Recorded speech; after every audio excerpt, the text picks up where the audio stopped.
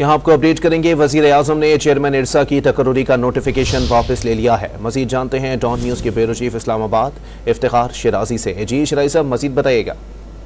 जी बिल्कुल, ये कल ही चेयरमैन इरसा की तकर्री की गई थी वज़ीर आज़म की जानिब से, और ग्रेड 22 के रिटायर्ड अफसर हैं जफर महमूद साहब को चेयरमैन इरसा लगाया गया था। और नाज़रीन को मालूम है कि इरसा का काम सूबों के दरमियान जो पानी की तकसीम का निज़ाम है उसको मैनेज करना होता है।